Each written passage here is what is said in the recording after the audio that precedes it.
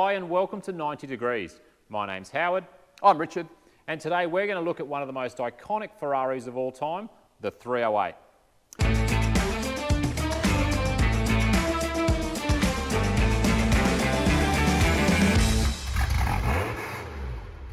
Now, the Ferrari 308 was released in 1975 at the Paris Motor Show, and it ran as a model for 10 years. During that time, there were 3 different engine configurations. It started off as a carburetted engine with 4 downdraft Webers. Then in 1980, it was released with Bosch Cagetronic injection. This was done to help it meet American emission laws. Now, the downside to the injection was that whilst it was cleaner, power dropped from around about 250 horsepower to about 214 for the European model, of which this is one of. Then in late 82, they were released with a 32 valve or quattro valve engine, and this was to bring power back up to closer to where the carburetted cars used to be. Now this particular car is a British version. It's one of 67 delivered new in 1981 in the UK. In case you haven't picked up, we're actually in Australia. But today we're going to have a look at some of the things that make this car unique. Okay, so the first thing you probably noticed at the front of this car are these Cibi spotlights. These were called flash to pass lights. It was a British requirement that if you were going to overtake, you needed to flash to overtake. And with the pop-up headlights, that would take too long to happen, so you have these. Howard, do you want to just... There we go. Okay, so I'm not really sort of too sure how this works. I don't know whether you wake up one morning and sort of go, okay, today I'm going to flash to pass, so I'll take the covers off. Or whether you leave with the covers on and then go, okay, I guess I'm not overtaking anybody. I'm not really sure. But a fairly unique feature that were put back on this car when it was restored to make it as close to its original UK spec as possible. Right, let's have a look under the bonnet.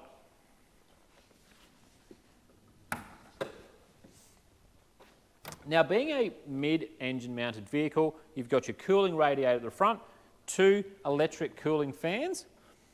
Now, one of the cool things with Ferrari was, whilst they have an immense amount of style, most of that style and design actually has a function to it as well. And probably one of the most distinctive features on the 308 is these louvers behind the headlights. And their function is to let the hot air out that's come through the radiator. As Howard said, we've got the radiator here, and then as that hot air passes through, it hits the spare wheel well here, and the air is diverted out through these headlight vents. The 32 valve or quattro valve model had an extra vent in the bonnet to assist with cooling. These sponge strips are very important. They seal against the radiator and the spare wheel well here to make sure that the hot air doesn't make its way up towards the cabin and is directed out through the headlights. The later model, the 328, which came out in 86, they did away with the louvers behind the headlights and just had a larger single vent in the bonnet. Other things of note in here, the windscreen washer bottle is here.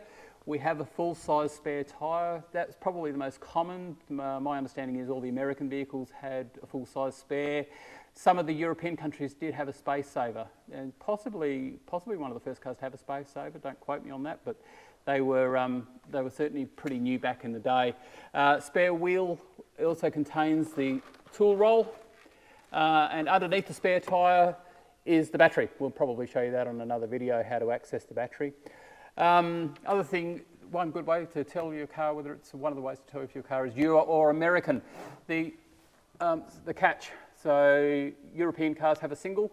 The Americans, being the good safety conscious people that they are, have one on each side. I guess if you're in an accident, that's probably, you want to make sure your bonnet stays on the car. I don't really know. Absolutely, very important. And we have brake fluid reservoir here. This panel here is removable. Inside there is your air conditioning, as well as your heaters. This car has 2 heaters. There's a heater box on that side, a heater box on that side.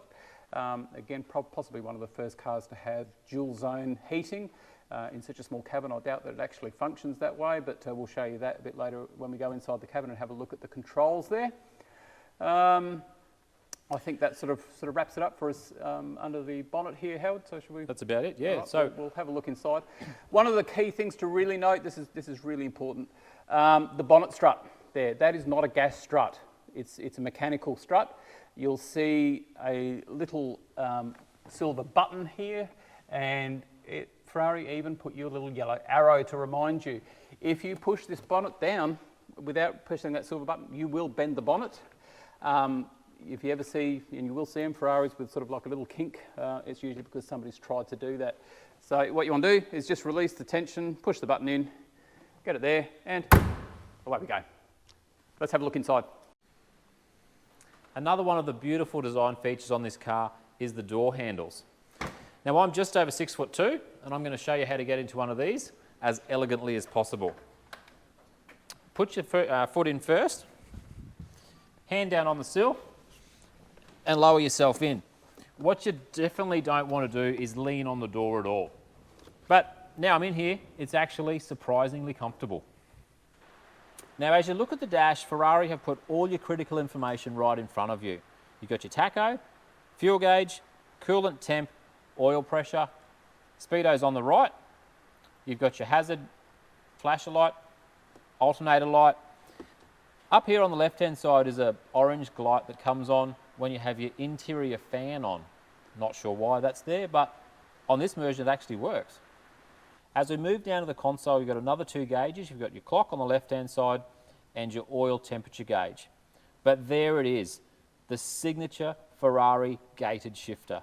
To me, nothing says Ferrari more than that. Now, one of the key changes to GTSi is the power window switches. On the previous model to this, they were mounted up on the armrest. You also got your AC controls, which to be honest are marginal at best. You've got a cigarette lighter. I challenge anybody to try and have a cigarette in an open top car and dodge the ash as it flies around. But then we come back to one of the beautiful things about this car, and that's the analog switches. So these are affectionately known as Mickey Mouse ears, and you can see why.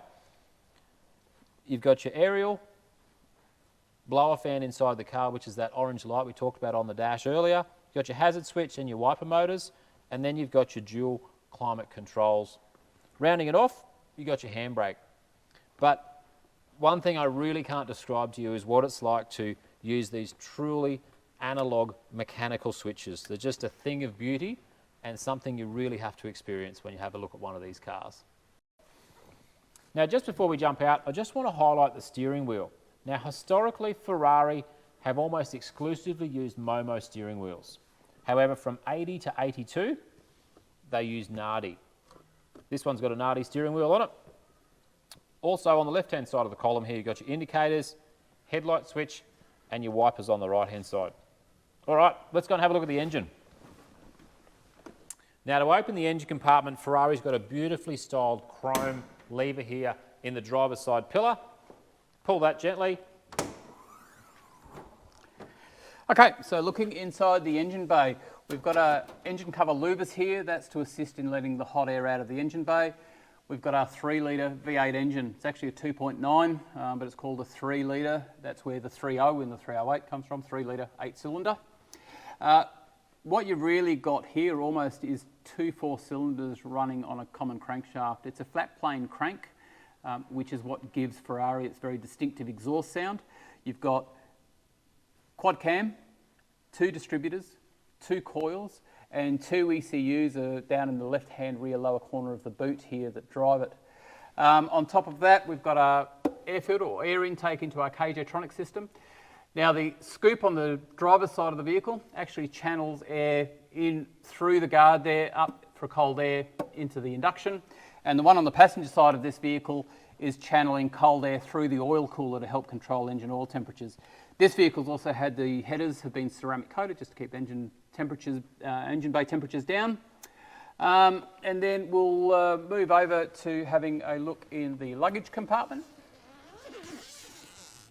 See if Howard can do it without breaking it this time. Okay, so it's actually sort of fairly roomy. You probably wouldn't want to be carrying ice cream in here for a particularly long period of time. It does get warm. Electric antenna is just over there on the driver's side. One of the really cool things that was available for the 308s was you could buy through a company in Italy called Schedoni custom fitted luggage set. It consists of 4 cases. We've actually got a set of that luggage. We'll show you that in another video. But very rare, very valuable, but beautifully crafted fitted luggage set. It's quite impressive. Moving over to the rear of the car, you've got, of course, you're fairly iconic for the era Ferrari taillights. We've got our 308 GTSi, so the model before, the carburetted version just is a GTS. I is for I don't have 4 Weber carburetors on my engine, or I is for I need a stereo to listen to because I don't have the beautiful sound of 4 Webers on my engine. Not really I's for injection. Ferrari horse, another thing with this one is the rear fog lights here. That's another UK thing. So again, the United Kingdom vehicles have the red fog lights, so that's why they've been refitted to this car. And the slim bumpers, a good way to identify European 308s as well. The American cars have got a 5 mph impact bumper. It looks like a large sort of bench seat hanging out off the back of your car. Much neater and tidier, both front and rear, with the Euro style bumpers. We're going to go and have a look as we finish up now. We'll go and have a look at the louvers that cover the rear windows and just see how the fuel filler is there. And we'll grab the camera and move around there. Okay, so in true Italian style, the fuel filler is out of sight behind this quarter glass louver. So to access it, pop your key in, open your louver up. They've got this really neat rubber flap that folds down to protect the paintwork as you put your fuel nozzle in. In typical 80s style, just a straight unscrew fuel cap. Capacity between the 2 tanks is about 74 litres, I think, which on current fuel prices is about $300, and you'll get you about 100 k's of range. It's cheap driving.